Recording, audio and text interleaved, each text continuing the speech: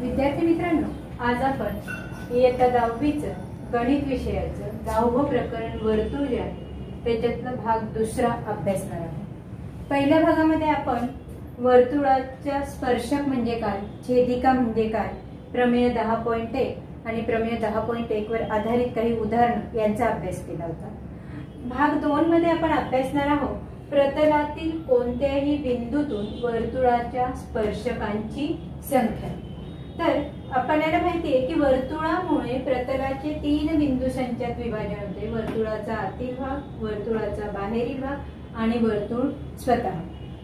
तर प्रतलातील कोणत्याही बिंदूतून वर्तुळाच्या स्पर्शकांची संख्या म्हणजे बिंदू प्रतलाच्या आतील भागात असेल, बिंदू वर्तुळावर असेल आणि बिंदू वर्तुळाच्या बाहेरील भागात असेल। तर आपल्याला याच्या स्पर्शकांची संख्या पाहिजे। जर बिंदू वर्तुळाच्या आतील भागात असेल आणि ह्या पी बिंदूतून जाणारी तुम्ही रेषा काढली तर ती रेषा जी आहे ती वर्तुळाची स्पर्श रेषा होते का? नाही, तर ती वर्तुळाला 2 बिंदूत छेदते, ती छेदिका होते। म्हणजे वर्तुळाच्या आतील भागातून वर्तुळाला एकही स्पर्शक मिळत नाही। वर्तुळाच्या आतील भागात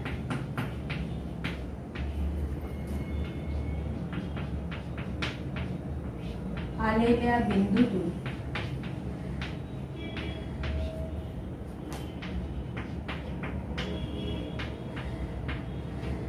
वर्तुळाला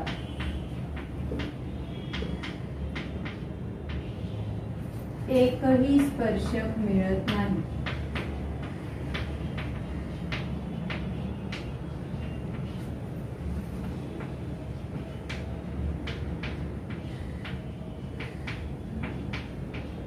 म्हणजे बिंदू जर आतील भागात असेल तर स्पर्शकांची संख्या किती होईल?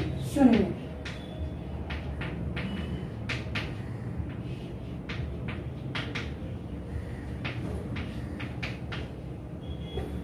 आता दुसरी कंडिशन, बिंदू वर्तुळावर आहे, हा पी बिंदू आहे, हा वर्तुळावर आहे। तर वर्तुळावरील बिंदूतून आपण एक रेषा काढली,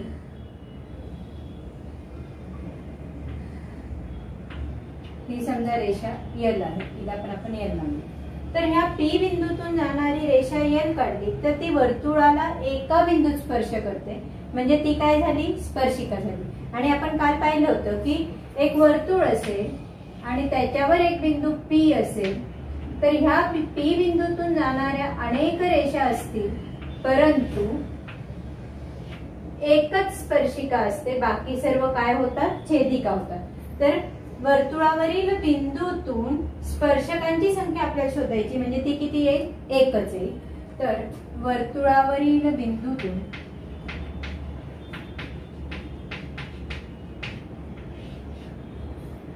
दिलेल्या एका बिंदूतून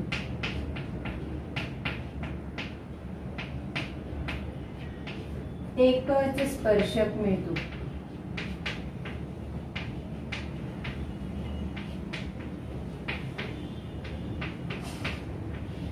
म्हणजे या कंडिशन मध्ये स्पर्शकांची संख्या किती झाली? 1।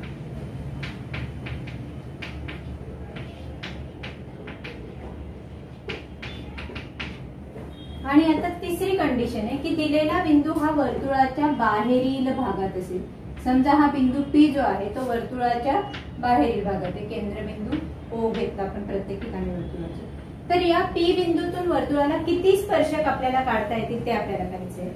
तर ह्या पी बिंदू मधून जाणाऱ्या पण अनेक रेषा असतात, समजा असं काढलं तर ती वर्तुळाला स्पर्शच नाही करत, तर वर्तुळाला स्पर्श करणारी रेषा आपल्याला काढायची आहे।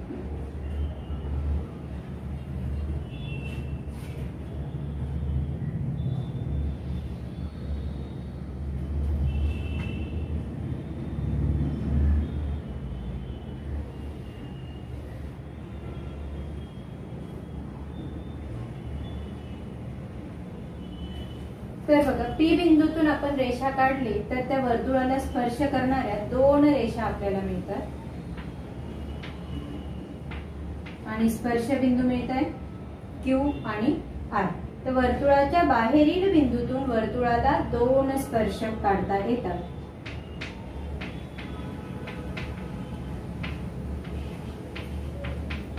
वर्तुळाच्या बाहेरील बिंदूतून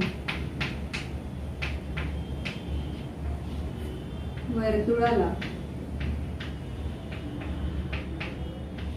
2 स्पर्शक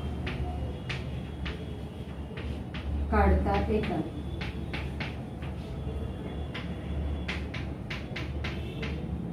म्हणजे बिंदू वर्तुळाच्या बाहेर असेल तर स्पर्शकांची संख्या किती मिळेल आपल्याला? 2.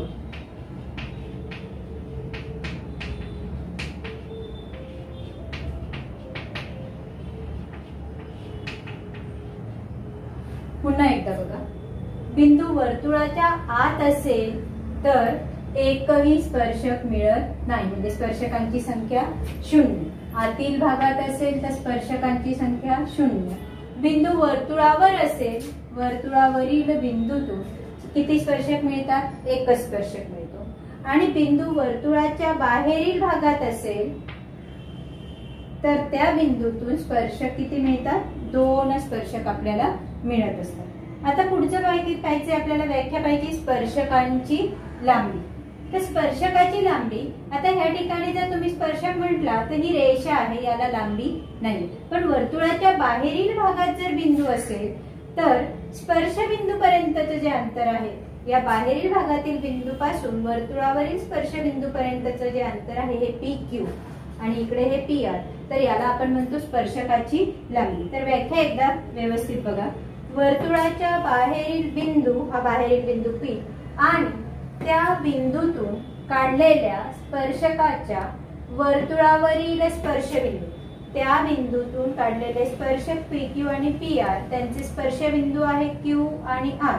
वर्तुळावरील स्पर्शबिंदू यांना जोडल्याने मिळणाऱ्या रेषाखंडाच्या लांबीला स्पर्शकाची लांबी असे म्हणतात. म्हणजे P पासून Q पर्यंतचं अंतर आणि P पासून R पर्यंतचं अंतर जे आहे त्याला आपण म्हणतो स्पर्शकाची लांबी. आता या लांबीवर आधारित आपल्याला एक प्रमेय पाहिजे. तर ते प्रमेय आहे प्रमेय 10.2. तर प्रमेयाचं विधान आपण आधी समजून घेऊया. प्रमेय काय बघा, वर्तुळाच्या बाहेरील बिंदूतून काढलेल्या स्पर्शकांची लांबी समान असते. तर आपल्याला ह्या ठिकाणी या प्रकारची आकृती मिळेल. बाहेरील बिंदूतून काढलेले जे 2 स्पर्शक आहे त्यांची लांबी म्हणजे PQ आणि PR हे कसे आहेत? समान आहेत असं आपल्याला दाखवायचे.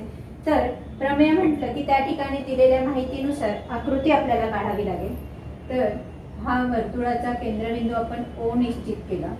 या केंद्रबिंदूतून जाणारं एक वर्तुळ आपण काढूया.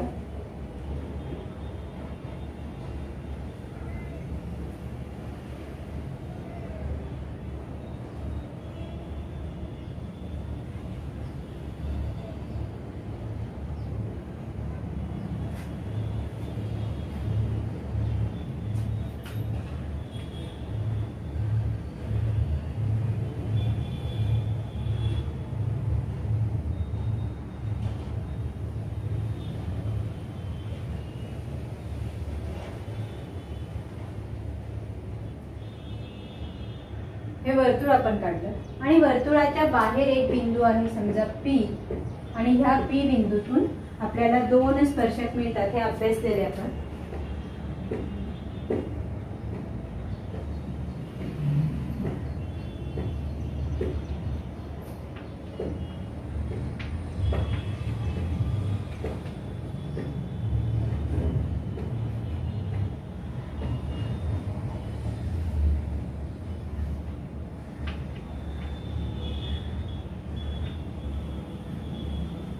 तर पक्षात आपण काय लिहिणार? वर्तुळ OR आणि बाहेरील बिंदू P दिलेला आहे.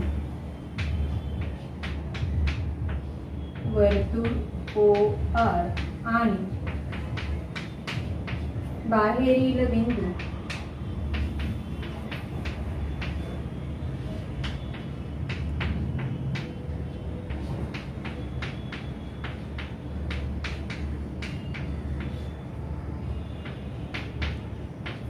P दिलेला आहे. आणि त्यातले दोन स्पर्शके PQ आणि PR हे स्पर्शके, किरण PQ आणि किरण PR हे स्पर्शक आहे.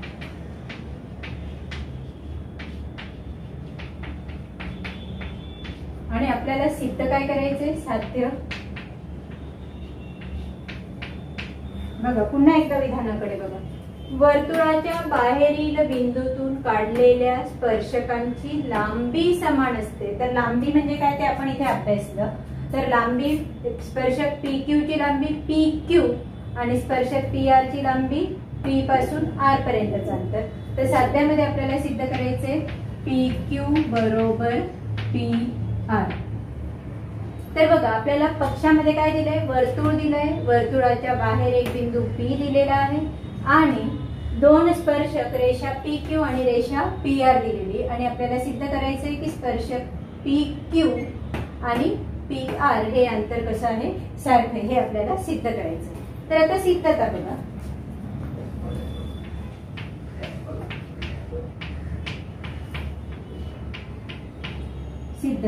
सिद्धता लिहिण्यासाठी आपल्याला ह्या ठिकाणी एक रचना करायची आहे. रेषाखंड OQ जोडायचा आहे, रेषाखंड OR जोडायचा आहे आणि रेषाखंड OP जोडायचा आहे.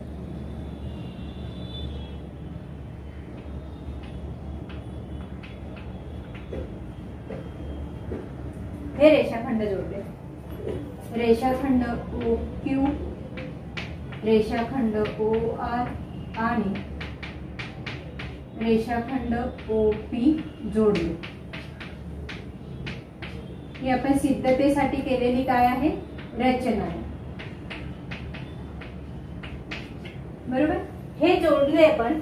OQ जोडला तर आपल्या प्रमेय 10.1 नुसार रेषाखंड OQ लंब PQ मिळेल. रेषाखंड OQ लंब PQ आणि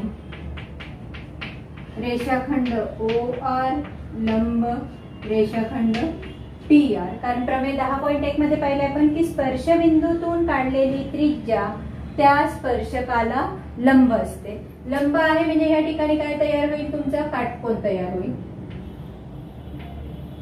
OQ लंब PQ आणि OR लंब PR याला आधार देणार आपण प्रमेय 10.1. आता हे लंब आहेत म्हणून आपल्याला त्रिकोण OQP आणि त्रिकोण ORP हे दोन काटकोन त्रिकोण मिळतात. त्रिकोण OQP आणि त्रिकोण ORP या काटकोन त्रिकोणात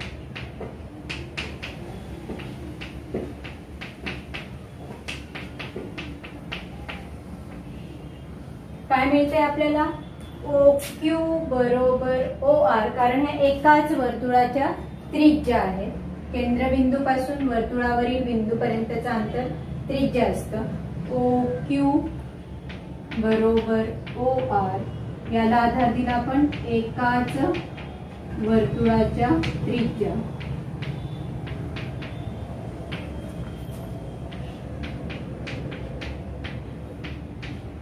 नंतर कोण OQP बरोबर कोण ORP बरोबर 90. कोण OQP बरोबर कोण ORP बरोबर 90. प्रमेय 10.1. आणि OP बरोबर OP ही दोन्ही त्रिकोणांची सामायिक भुजा आहे. OP बरोबर OP सामायिक भुजा.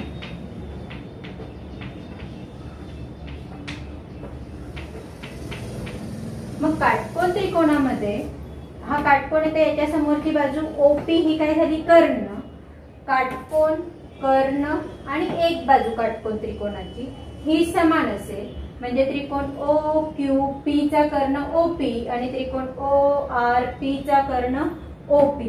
कर्ण काटकोन हे दोन्ही कोण काटकोन आहे आणि ओ क्यू बरोबर ओ आर काटकोन करणारी एक बाजू एकरूप आहे, तर ओ क्यू पी आणि ओ आर पी हे दोन त्रिकोण एकरूप त्रिकोण आहेत. त्रिकोण ओ क्यू पी एकरूप त्रिकोण ओ आर पी काकबा प्रमेय, काटकोन कर्ण बाजू, काकबा प्रमेय. आणि त्रिकोण एकरूप असतील तर त्याचे अनुरूप कोण आणि अनुरूप बाजू समान असतात. त्यामुळे मग आपल्याला काय मिळेल, पी क्यू बरोबर पी आर. पी क्यू रेषाखंड पी क्यू एकरूप रेषाखंड पी आर एकरूप त्रिकोणाच्या अनुरूप बाजू.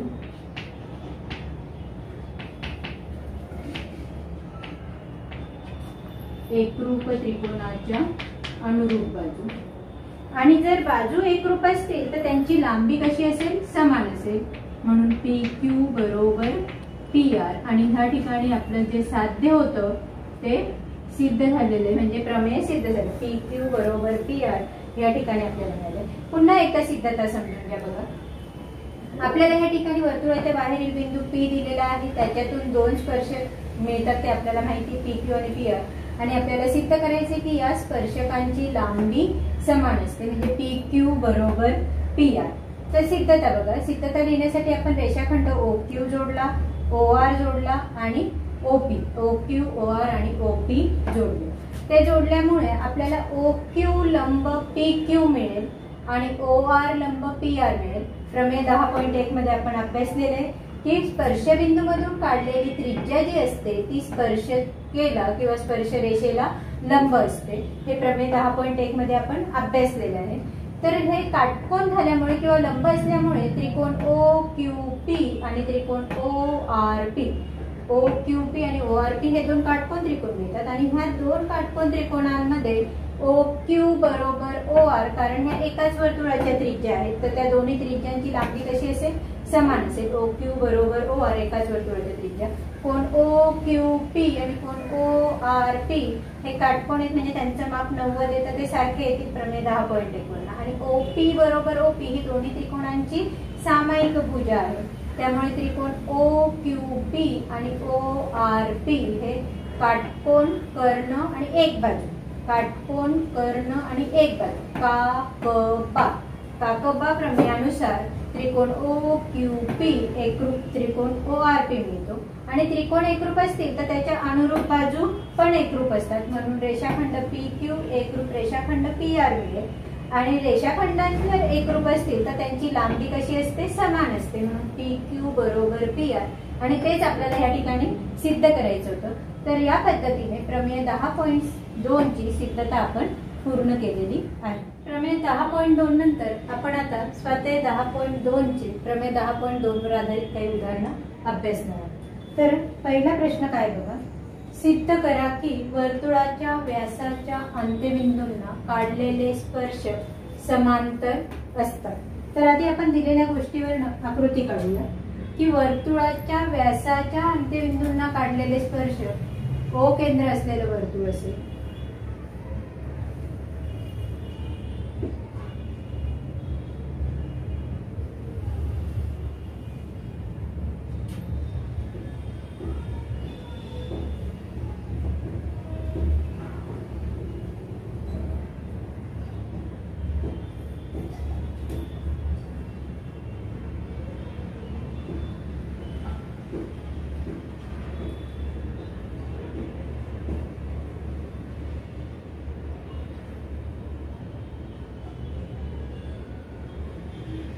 हे वर्तुळ आहे आणि वर्तुळाचा व्यास म्हणजे काय, केंद्रबिंदूतून जाणारी जीवा.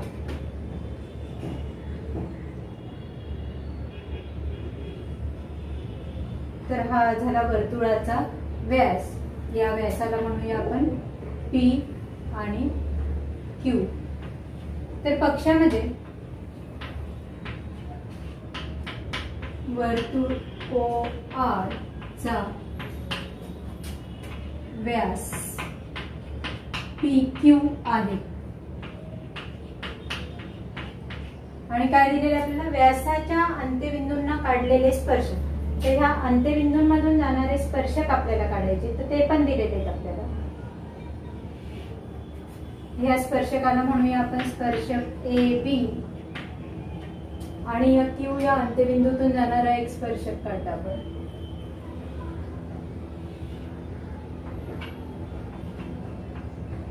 या स्पर्शकाला म्हणूया आपण स्पर्शक सी. तसेच ए बी, रेषा ए बी ही बिंदू पी मधून जाणारी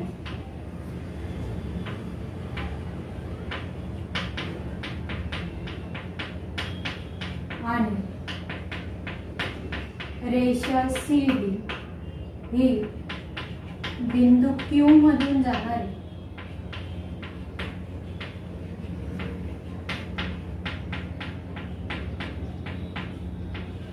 स्पर्शक आहे.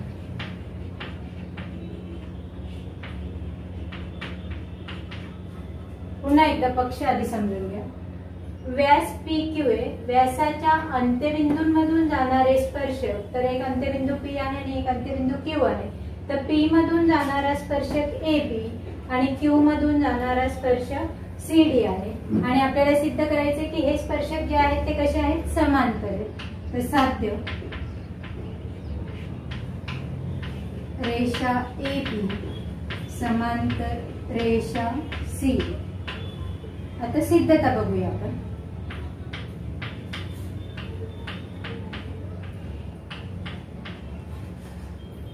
बघा, आता ह्या ठिकाणी रेषा ए बी ही स्पर्शक आहे आणि पी हा स्पर्शबिंदू आहे. तर ओ पी लंब ए बी येईल प्रमेय 10.1 नुसार. बरोबर. पी हा स्पर्शबिंदू आणि रेषा ए बी स्पर्शक आहे.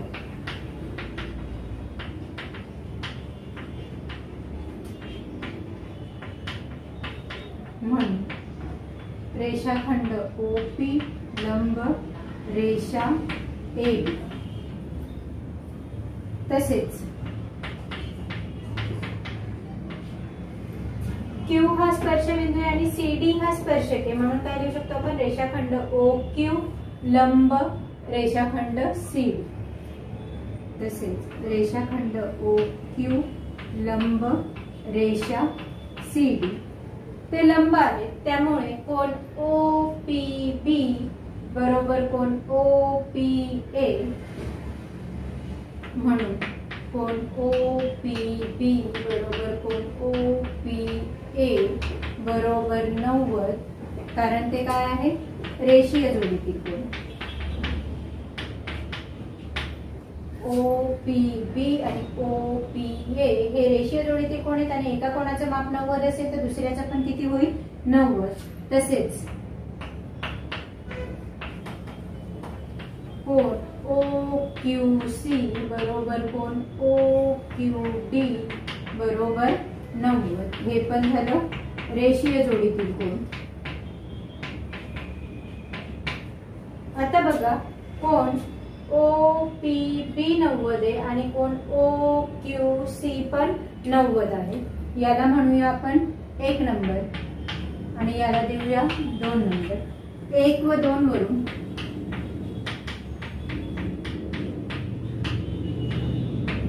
कोन ओ पी बी बरोबर कोन ओ क्यू सी बरोबर 90. आणि जर आपण रेषा ए बी आणि रेषा सी डी ला दोन भिन्न बिंदू पी आणि क्यू मध्ये छेदणारी रेषा पी क्यू ला छेदिका म्हटलं. आपल्याला छेदिकेची व्याख्या माहिती आहे की दोन रेषांना दोन भिन्न बिंदू छेदणाऱ्या रेषेला छेदिका असे म्हणतात. समजा पी क्यू ही रेषा ए बी आणि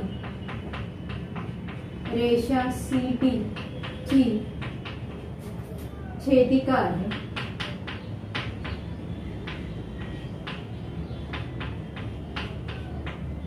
तर आपल्याला कोन ओ पी बी बरोबर कोन ओ क्यू सी मिळतो. आणि हे कोन कसे आहेत, छेदिका असेल तर छेदिकेच्या विरुद्ध अंकाला येणारे आणि दोन्ही रेषांच्या आतील भागात असणारे अंतयुग्म कोण आहे.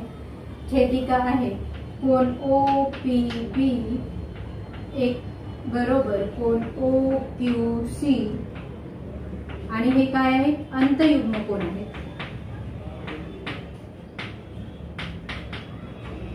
आणि आपण 9वी मध्ये प्रमेय पाहिलेले आहे की दोन रेषांच्या छेदिकेमुळे तयार होणारे अंतयुग्म कोण समान असतील तर त्या रेषा समांतर असतात. त्यामुळे म्हणून रेषा ए बी समांतर रेषा सी डी आणि हे आपलं सिद्ध करायचं उदाहरण या ठिकाणी झालेलं आहे. पुन्हा एकदा समजून घ्या. या ठिकाणी बघा आपल्याला काय सांगितलंय, वर्तुळाच्या व्यासाच्या अंत्यबिंदूंना काढलेले स्पर्शक समांतर असतात. तर हे ओ केंद्र असलेलं वर्तुळ आहे, त्याचा व्यास आपण काढला रेषाखंड पी क्यू आणि ह्या अंत्यबिंदू पी आणि क्यू याचे दोन स्पर्शक काढले ए बी आणि सी डी. तर ह्या अंत्यबिंदूंमधून जाणारे स्पर्शक आपल्याला कसे दाखवायचे, समांतर दाखवायचे, म्हणजे ए बी समांतर सी डी. तर पी हा स्पर्शबिंदू आणि ए बी ही स्पर्शिका असेल तर ओ पी लंब ए बी येईल. कशावरनं, हे दोघं गोष्टी प्रमेय 10.1 वरनं आपण लिहितो की स्पर्शबिंदूतून जोडलेली त्रिज्या ही स्पर्शिकेला लंब असते. प्रमेय 10.1 वरून आपण हे लिहिले. तसंच ओ क्यू लंब सी डी हे लंब आहे, त्यामुळे कोण ओ पी बी बरोबर कोण ओ पी ए बरोबर 90 होईल. कारण हे दोघं रेषीय जोडीचे कोण आहेत. रेषीय जोडीच्या कोणांच्या मापांची बेरीज 180 असते आणि एक कोण 90 असेल तर दुसरा पण 90 होतो. तसंच या ठिकाणी पण कोण ओ क्यू सी बरोबर कोण ओ क्यू डी दोघं कोण 90 होतील, कारण हे रेषीय जोडीचे कोण आहे. कोणाच्या मापांची बेरीज 180, एक 90 असेल तर दुसरा पण 90 होत असतो. आता बघा, रेषा ए बी आणि रेषा सी डी ला दोन बिंदूत छेदणारी ही रेषा पी क्यू आहे. तर ही या दोन रेषांची छेदिका असेल आणि ही जर छेदिका असेल तर कोण ओ पी बी आणि कोण ओ क्यू सी हे अंतयुग्म कोण आहेत, कारण दोन रेषांच्या आतील भागात आणि छेदिकेच्या विरुद्ध अंगास आलेले आणि अंतयुग्म कोण समान आहेत म्हणून त्या दोन रेषा समांतर असतील. म्हणून रेषा ए बी समांतर रेषा सी डी अंतयुग्म कोण समान आहे. तर या पद्धतीने जर सिद्ध करायचं उदाहरण आलं या प्रकरणातलं तर ते उदाहरण तुम्हाला 3 मार्काला विचारलं जाईल. स्वाध्याय 10.1 वर आधारित आपण आधीच्या भागामध्ये 2 उदाहरणं पाहिले. ते एक उदाहरण 2 मार्काला, 1 मार्काला, 3 मार्काचं उदाहरण सांगितलं. प्रमेय आलं तर ते पण 3 मार्काला तुम्हाला विचारलं जाऊ शकत असतं. आता पुढचं एक उदाहरण पाहूया आपण. हे पण उदाहरण बऱ्याच वेळा परीक्षेत 2 मार्कांसाठी विचारलं जात असतं. उदाहरण बघा, 2 समकेंद्रीय वर्तुळांच्या त्रिज्या 5 सेंटीमीटर आणि 3 सेंटीमीटर आहेत. तर 2 समकेंद्रीय वर्तुळ आपल्याला आधी काढायचे आहेत. समकेंद्रीय म्हणजे काय, त्यांचा केंद्रबिंदू समान असेल.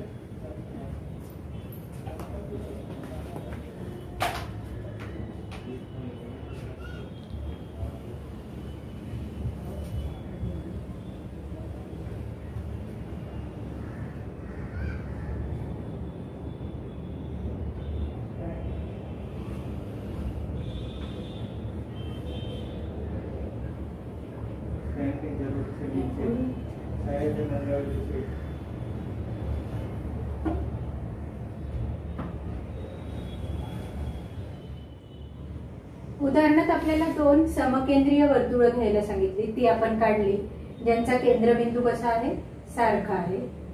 आणि याच्यात वर्तुळाच्या त्रिज्या आहेत 5 सेंटीमीटर आणि 3 सेंटीमीटर. म्हणजे लहान वर्तुळाची त्रिज्या जी आहे ती किती येईल, 3 सेंटीमीटर. आणि मोठ्या वर्तुळाची त्रिज्या असणार आहे आपली 5 सेंटीमीटर. आणि पुढे काय सांगितलं आपल्याला, मोठ्या वर्तुळाची जीवा लहान वर्तुळाला स्पर्श करते. तर एक जीवा काढू आपण जी या वर्तुळाला स्पर्श करत असेल. ही जीवा काढली आपण, जीवेला नाव दिलं ए बी आणि हा स्पर्शबिंदू घेतला आपण पी. तर मोठ्या वर्तुळाची जीवा आहे ए बी, ती लहान वर्तुळाला पी बिंदूत स्पर्श करते. आणि आपण प्रमेय 10.1 मध्ये पाहिलेले की स्पर्शबिंदूतून काढलेली त्रिज्या स्पर्शिकेला लंब असते. म्हणजे या ठिकाणी काय तयार होईल, तुमचा काटकोन तयार होईल. आणि 9वी मध्ये प्रमेय शिकलेलो की वर्तुळाच्या केंद्रबिंदूतून जीवेवर काढलेला लंब जीवेला दुभागतो, त्याच्यानुसार एपी आणि पीबी ची लांबी कशी असेल, सारखी असेल. मोठ्या वर्तुळाची त्रिज्या आहे 5 सेंटीमीटर. या ठिकाणी आपण हे जोडलं तर ओबी केंद्रबिंदू आणि वर्तुळावरील बिंदू बी यांना जोडल्याने ही जी मिळेल ही काय मिळेल, मोठ्या वर्तुळाची त्रिज्या, त्याची लांबी दिलेली तुम्हाला 5 सेंटीमीटर. पुन्हा एकदा लक्ष द्या, आपल्याला उदाहरणात 2 समकेंद्रीय वर्तुळ घ्यायला सांगितले होते. आपण केंद्रबिंदू ओ निश्चित केला, एक लहान वर्तुळ काढलं आणि एक मोठं वर्तुळ काढलं आणि त्यांच्या त्रिज्या पण आपल्याला दिल्या आहेत. लहान वर्तुळाची त्रिज्या आहे 3 सेंटीमीटर आणि मोठ्या वर्तुळाची त्रिज्या आहे 5 सेंटीमीटर. आणि पुढे सांगितलं की मोठ्या वर्तुळाची जीवा लहान वर्तुळाला स्पर्श करते. या मोठ्या वर्तुळाची जीवा म्हणजे मोठ्या वर्तुळाच्या 2 बिंदूमधून जाणारा रेषाखंड. तर ए आणि बी हे वर्तुळावरचे बिंदू, त्याच्यातून जाणारा एक रेषाखंड असा काढायचा की जो लहान वर्तुळाला स्पर्श करेल. तो स्पर्श करतोय म्हणजे ही जीवा ह्या लहान वर्तुळासाठी काय झाली, स्पर्श रेषा झाली, स्पर्शिका झाली. तर ती स्पर्शिका आहे आणि स्पर्शबिंदू मधून काढलेली त्रिज्या ही स्पर्श रेषेला लंब असते. हे आपण प्रमेय 10.1 मध्ये पाहिले. म्हणून ओपी लंब एबी आला, तर तो लंब आहे म्हणून आपण इथे काटकोन दाखवला. लहान वर्तुळाची त्रिज्या 3 सेंटीमीटर. ओ बिंदू पासून हा मोठ्या वर्तुळावरील बिंदू बी जोडला तर ही झाली मोठ्या वर्तुळाची त्रिज्या. आता आपण आकृतीचं जर निरीक्षण केलं तर त्रिकोण ओ पी बी हा कोणत्या प्रकारचा त्रिकोण मिळतोय, काटकोन त्रिकोण.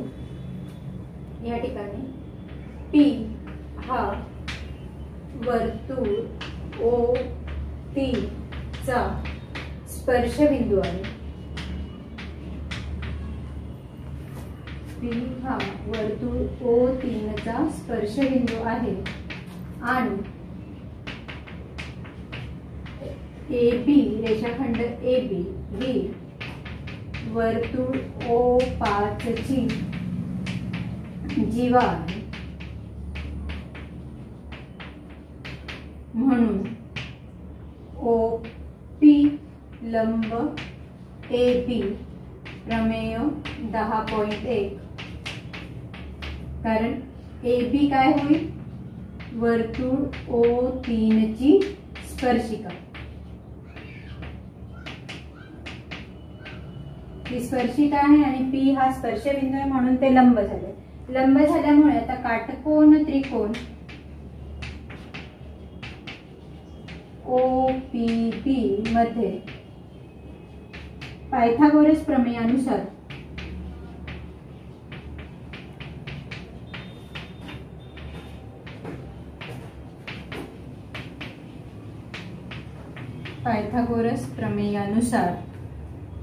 कर्ण काय, ओबी वर्ग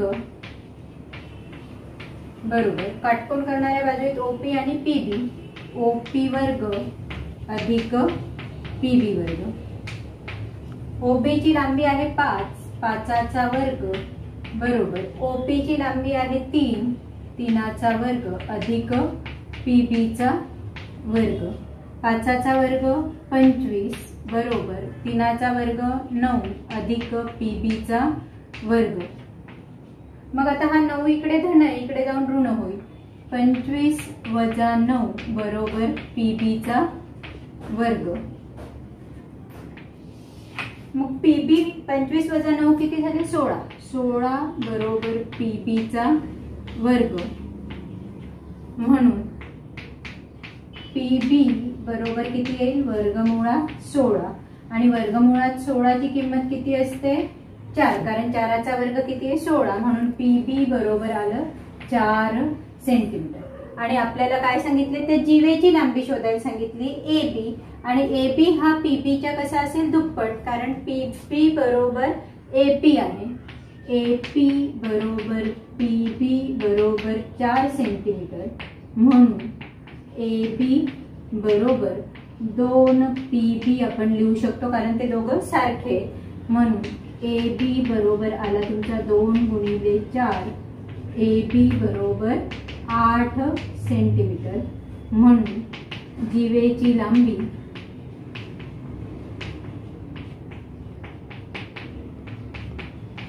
बरोबर 8 सेंटीमीटर. तर हे आलं आपलं उत्तर. तर परीक्षेमध्ये ह्या टाईपचं उदाहरण बऱ्याच वेळा विचारलं जात असतं. जर या टाईपचं उदाहरण आलं तर ते तुम्हाला 2 किंवा 3 मार्काला येईल.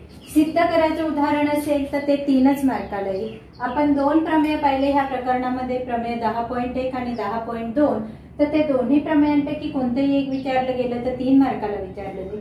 आणि 1 मार्कासाठी तुमचं प्रमेय 10.1 वर आधारित की स्पर्शिकेची लांबी शोधा किंवा त्रिज्या शोधा किंवा केंद्रबिंदू आणि वर्तुळाच्या बाहेरील बिंदूमधील अंतर शोधा या प्रकारचे ऑप्शनवाले प्रश्न विचारले जातील.